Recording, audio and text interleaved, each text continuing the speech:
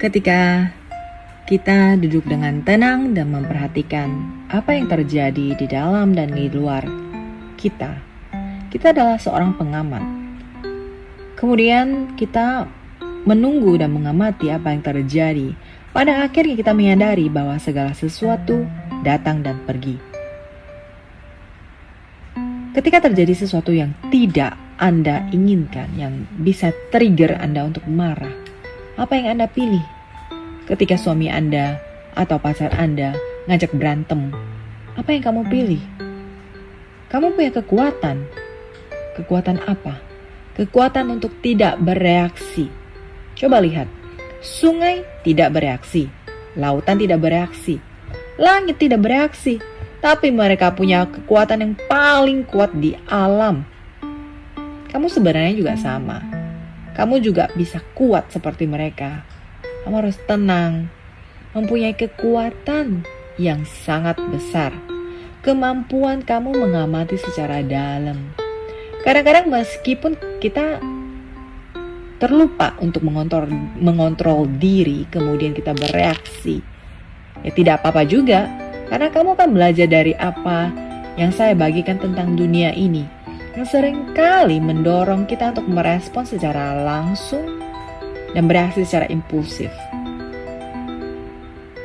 Kamu dihadapi masalah, kamu memilih untuk bereaksi, kemudian kamu menyesal nanti karena kamu kesal, marah, mengucapkan kata-kata yang menyakitkan, atau kamu memilih untuk tidak bereaksi. Itu adalah suatu tindakan yang penuh kekuatan dan kebijaksanaan.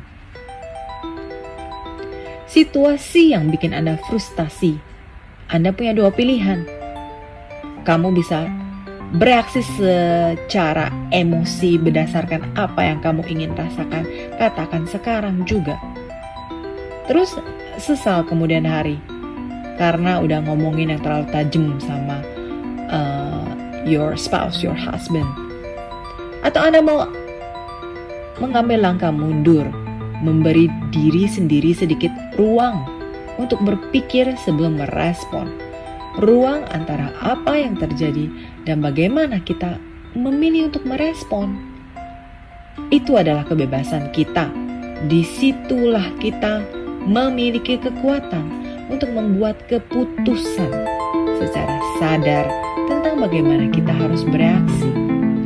Kalau Anda tidak bereaksi ketika terjadi situasi yang tidak menyenangkan, itu adalah kemenangan. Orang bijak pernah berkata, ruang ini adalah letak di mana pertumbuhan dan kebahagiaan. Dengan meluangkan waktu sejenak untuk berhenti untuk merenungkan, supaya kita dapat menghindari tindakan impulsif yang mungkin menimbulkan konsekuensi yang tidak diinginkan. Tidak bereaksi bukan berarti Anda mengabaikan apa yang terjadi atau menekan emosi Anda. Itu hanya adalah cara Anda memilih untuk tidak terjebak dalam hal-hal negatif atau berkontribusi pada siklus berbahaya. Ini tentang menciptakan jarak antara peristiwa dan merespon, sehingga Anda dapat berpikir lebih jernih dan bertindak sesuai dengan tujuan yang Anda inginkan.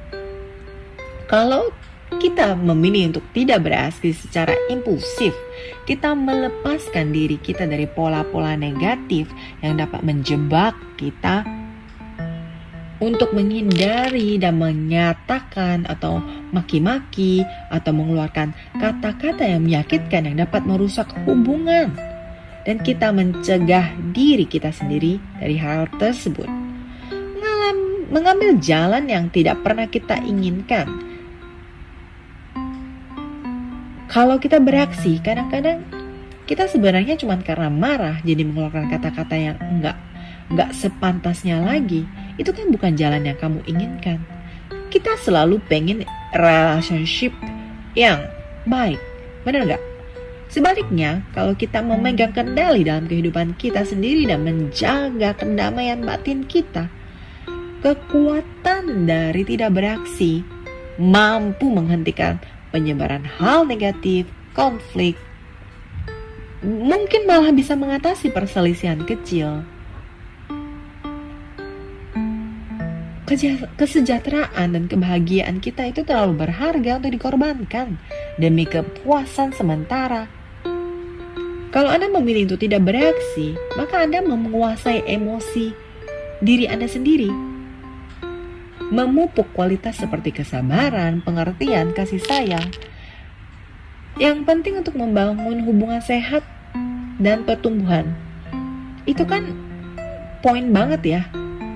Dan kita menciptakan lingkungan di mana pengampunan dan empati dapat berkembang, membuat dunia bukankah lebih baik dari diri kita sendiri, orang sekitar kita. Kekuatan sejati tidak datang dari balas dendam atau menyakiti orang lain. Kekuatan sejati datang dari tetap tenang bahkan ketika terprovokasi. Kekuatan sejati datang dari memilih kebaikan, pengertian, bahkan ketika itu sangat menantang. Itu berasal dari pengendalian diri dan mengenali apa yang benar, apa yang penting, melepaskan apa yang tidak penting. Yuk, kita mulai sekarang belajar mengendalikan emosi untuk tidak bereaksi ketika marah. Kita memupuk kesabaran, mengendalikan diri, kemudian kekuatan mengatasi kebisingan dunia dengan melakukan hal-hal yang dimulai dari kita. Dan kita mulai menginspirasi orang lain untuk melakukan hal yang sama, sehingga kita menciptakan kehidupan yang lebih damai, harmonis.